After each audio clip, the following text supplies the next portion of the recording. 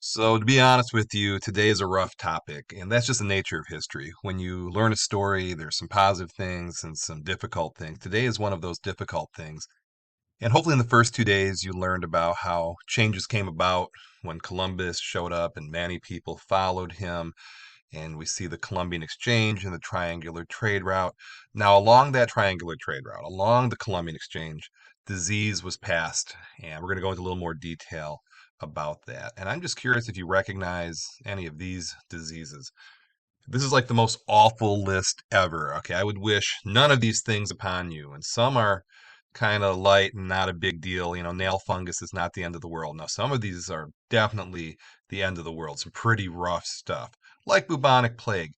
So, my point of even showing this to you, diseases have been part of the human story the entire time, and it comes from bacteria and viruses and fungi and protozoa and parasites. It's out there. Good news, we're in modern times and we know more about how to combat these than we ever have. So there's a little bit of good news for you. But my point, disease has been part of the story the whole time. And some other points. Disease has changed the historical outcome throughout time as long as we've had history. And history's been around for about 5,000 years. A man named Herodotus in Greece had the idea we should probably write stuff down so people can learn from those who have passed before us. I think it's a good idea. It's still with us. But disease has changed the outcome for the entire story, American history, world history, what have you. Now, disease kept life expectancy really steady at about 30, 35. That was normal life expectancy until about 125 years ago. And as you can see here, okay, so this is called the y-axis. Okay, so this would be the number of years on the y-axis. It's called the x-axis. And these are years. And as you can see, steady, steady, steady, steady, boom. Okay, and it went way up. Okay, we'll get into why that is in more detail throughout the year. And big point number three, when Europeans and Africans arrived to North America, they had a very different immune system than the indigenous people of North America. So if you go back far enough, in the 1300s, there was this bubonic plague that killed 25, 33% of the people. And those who survived it had a much different immune system. And then if you arrived through the Middle Passage, as an African arrival to North America, the mortality rate was 25%, unfortunately, on those ships.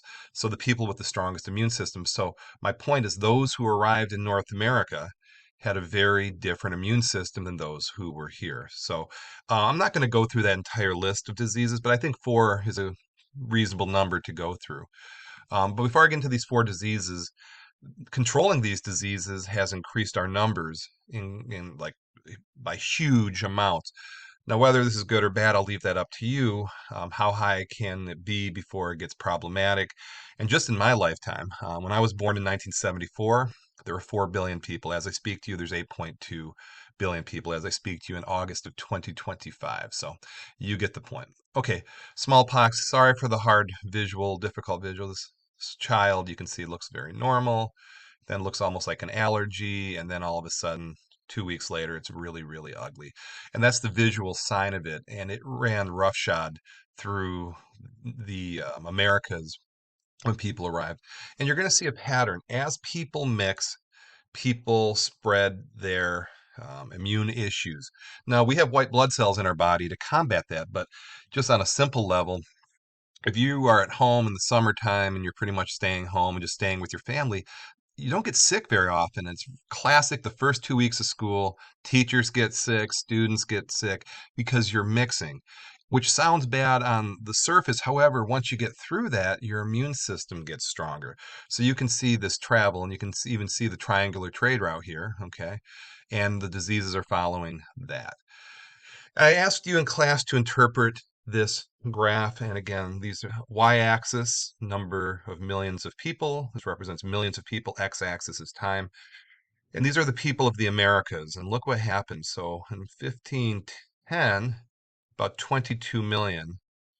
And just a few decades later, 1.5 million. I mean, this shows just absolute destruction by smallpox. Smallpox is an awful, awful disease, but it's gone. Don't worry about it. You're not going to get smallpox. It went away in 1979. I had to get a smallpox shot and whatnot and be concerned about it. No more smallpox. So good news. It was not good news back in those days.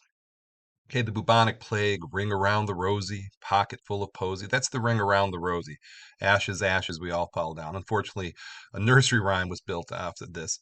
So the bubonic plague was absolutely destructive. And again, x-axis 1,000 to 1,600, millions of people from death. You can see, boom, this is absolutely insane amounts. But the reason I'm even showing you this is the people who arrived in the Americas were the descendants of those who survived this. And again, just a crazy mortality rate of 25, 33% are the estimates. So, um, more good news.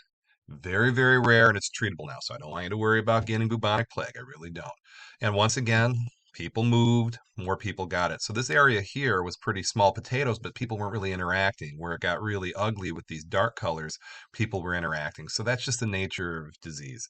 When you interact with people, your immune system, takes a test to survive that. Okay, now in terms of the bubonic plague, it was a rat had the bacteria. A flea would jump on the rat. The rat would have the bacteria in its body multiply. It would jump on the person, bite them, and then they'd get sick. And the cycle repeated. So it was pretty bad. Now, the fourth disease we looked at is malaria. Malaria is very similar in terms of how it, connects. But if you look at it, it's quite different than the bubonic plague. First of all, bubonic plague really isn't a modern thing. Malaria, unfortunately, is a very modern thing, and you can see it's where the weather is warm. Notice there's no malaria here in Inkster, Michigan. It's simply too cold, but it is beating up this red area of the world pretty bad. And as an aside, I went on Google, like a lot of people do, and looked for a visual for this. And I see this sign, which is very big red letters: malaria kills 3,000 children a day. Very jarring to see something like that. And maybe this isn't the best example. However, the most recent statistics show that it's 1635, not 3,000, about 1,000 children. Still really awful. And 1,000 of those are below the age of 5. But this comes from an organization that raises money to combat malaria. It's a noble group, noble cause. However, check your sources. So my source comes from the World Health Organization. This one comes from a source of trying to raise money for it. Okay. So this term reputable source, there's a lot of stuff on the internet. Some of it is real, some of it is nonsense. Please check your sources. I'll do the same thing as I do this. Cholera. Now you can see here it does affect America. And cholera is caused by filth, stuff like this. And unfortunately, people, I don't think America's this bad ever, but there are places where are pretty rough. And the foul sanitation condition causes, basically, the stuff gets in the water, you drink the water, you go to the bathroom, it gets back in the water, and it's this vicious, vicious cycle caused by just filth and poor sanitation. But got some good news, okay? Because I know this is a rough topic and I don't want to make anybody nervous. So I'm going to start with the good news, then I'll end with some final thoughts. Here's some good news. Put your mind at ease. Don't want anybody freaking out here. Now, according to the Center for Disease Control, the CDC, life expectancy for an American male is 76.2 and 81.0 for an American female. That's double than most of history. So pretty much everybody gets a 2-for-1 special these days compared to where it used to be. So that's good news, I think. And smallpox is gone. Went away when I was a little boy in 1979. There is no malaria in Michigan. Bubonic plague is rare and treatable. There were only 7 cases in the U.S. last year, and they were all treated. And cholera won't happen because, good news, our Detroit water system is quite clean, quite sanitary, and we don't have to worry about cholera. So personally, don't get worried. Okay, about the historical final thoughts. Diseases have altered the human story for as long as history existed. That is U.S. history, that is world history. You cannot take disease out of our story. You just can't. It's just part of it. Now, diseases brought from across the Atlantic Ocean were incredibly destructive to the people of North America. And the people of North America, as we learned a couple days ago, were established and they had language and culture and custom, and they were doing really, really well by and large until people arrived and the sickness really brought a tremendous amount of destruction to them. Controlling these diseases has resulted in huge growth in the human population. And we'll talk about this toward the end of class, but at what point do we need to do something about it? Will nature take its course? That's for another day. And then the last point, North America being taken over by European powers had disease at the root of it. If the disease wasn't there, it would have been a totally different story. Okay? Tough subject, but I appreciate you hanging in with it. Hope everybody's doing well, and take good care of yourselves.